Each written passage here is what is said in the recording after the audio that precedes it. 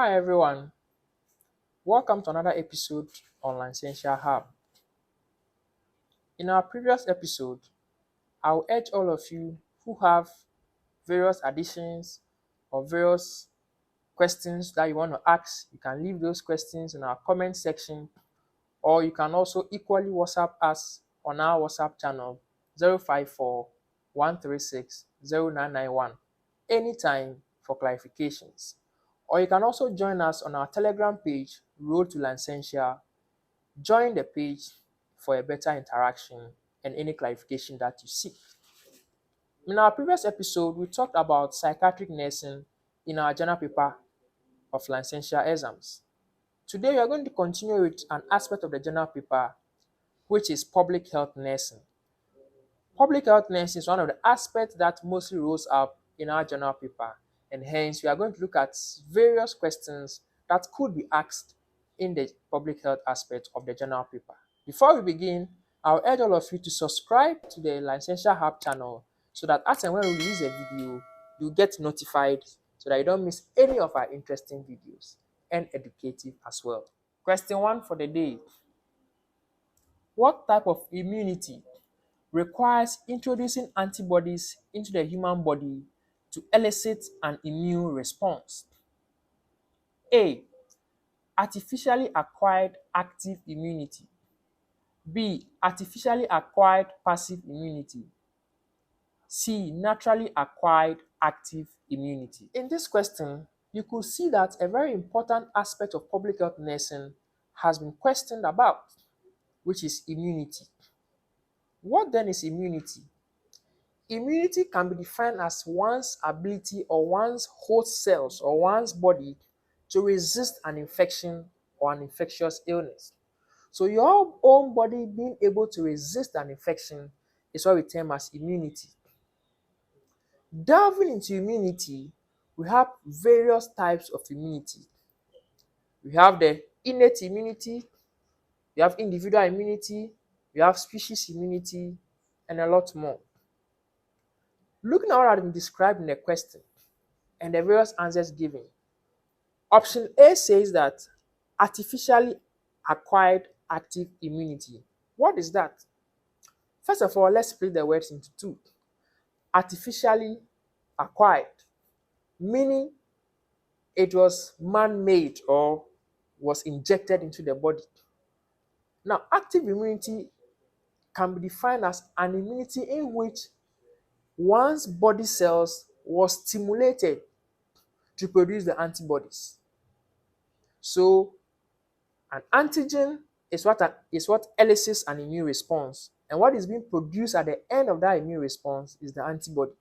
And so when we say artificially acquired active immunity, it is a type of immunity that is gotten when we introduce a weak vaccine into your body that stimulates your body to produce antibodies. That is what we mean by what?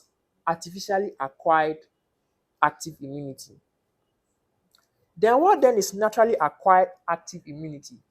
Whereas artificially acquired active immunity spells out that a weak antigen was injected into your body to help your body stimulate the production of antibodies, then that should tell you that naturally acquired active immunity, the body, after being exposed to the infection, on its own generated antibodies to help fight that infection, so that in the nearby future, when you are exposed to the infection again, you wouldn't have any problem.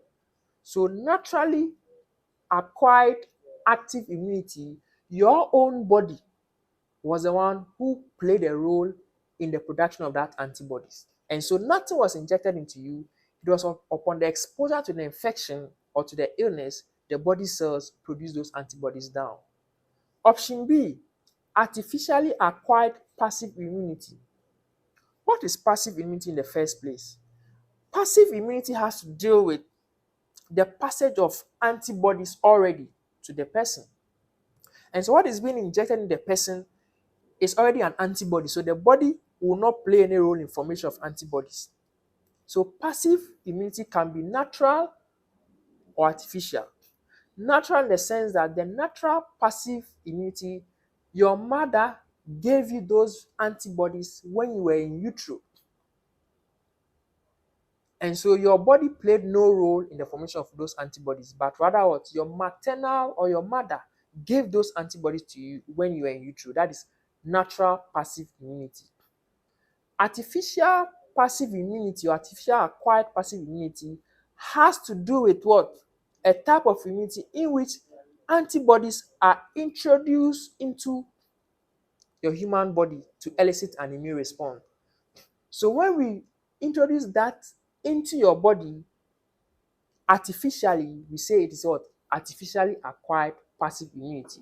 And so per this question, we are asked that what type of immunity requires introducing antibodies into the human body to elicit an immune response. And so you could see that in order to elicit an immune response, the appropriate answer here will be our option B, artificially acquired passive immunity. Next question. When a disease condition is almost always found in an area, it is known as A, endemic, B, epidemic, C, pandemic. This is an aspect of public health nursing that deals with diseases and outbreak of diseases. Let's look at the various terminologies given in the options. A is endemic. What is endemic? Endemic in public health or disease outbreak means that the disease is prevalent in a particular region or area. For instance, if you take Sprintex, for example, if there's been an outbreak of an illness which is only noted or which is only occurring in that center only, we would describe it as an endemic what? Disease. Option B says epidemic.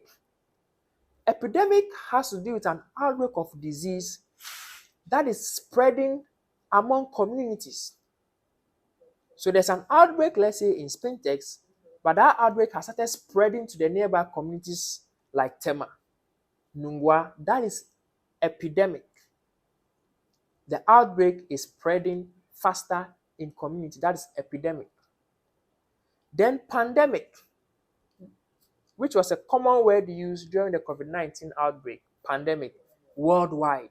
So pandemic can be termed as an epidemic that has spread across cities, countries, and worldwide. So pandemic in public health nursing or in disease outbreak is that the disease has outbreak and has spread worldwide. So Ghana, Nigeria, Togo, all the countries worldwide have it. A classical example is the COVID-19 outbreak, which was coined by the WHO as a pandemic outbreak, meaning it is spreading worldwide.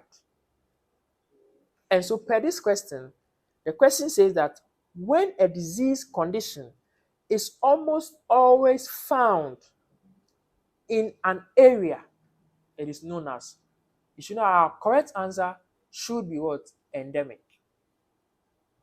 Next question. Madam Brago brought her 3-month-old baby to your facility with swelling on the right thigh after the child was immunized 1 week ago.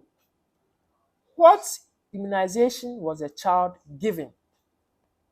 A, BCG, B, DPT, C, polio vaccine.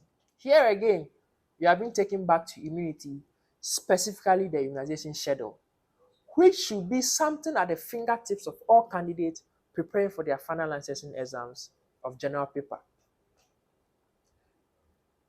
On the immunization schedule, you have the various vaccines, the various dates, and the routes given. Now, this question is seeking our understanding on the type of immunization given to a child 1 week ago, of which the route was spelled out.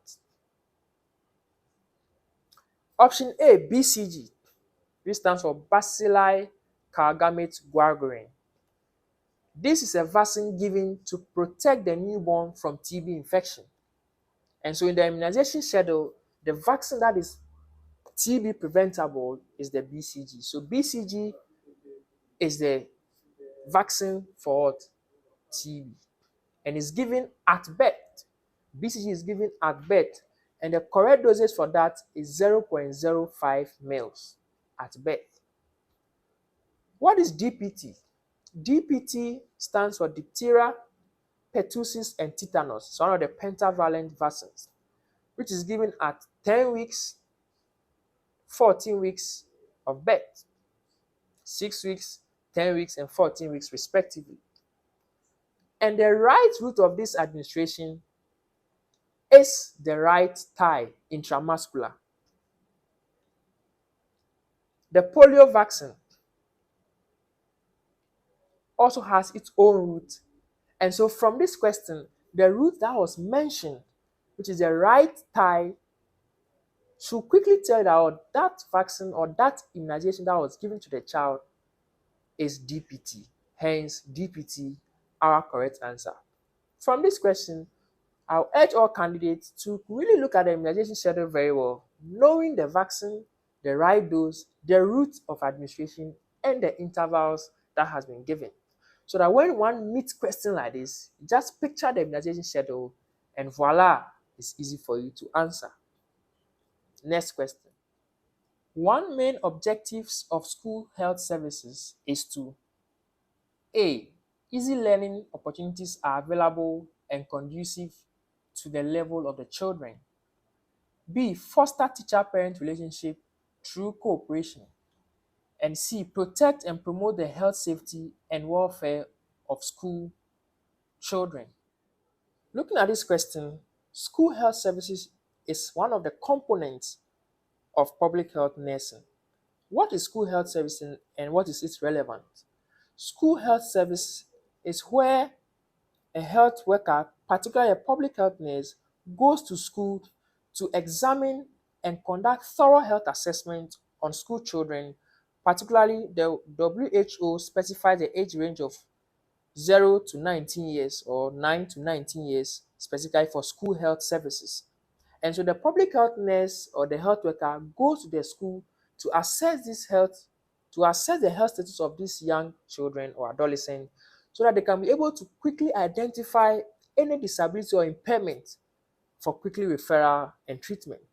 That is one of the important functions of school health services. And so looking at the importance spelled out, what then is our answer in these options, which is on your screen? That leaves us with no option than the option C. That reads that it protects and promotes the health, safety, and welfare of the school children. That is what school health services is mostly aimed at. They go into their schools, perform a thorough health assessment so that they can be able to identify if there's any impairment that can quickly be diagnosed and treated to prevent further disability or handicap in the children. Thank you very much. And this comes to an end of another interesting episode of Licensure Hub. I'll urge all of you to keep your comments coming. Any clarification, you can hit our WhatsApp page on 054 136 0991, or also join us on our Telegram page, Road to Licensure, and drop your questions or any comments over there, as well as the comment section on our YouTube page.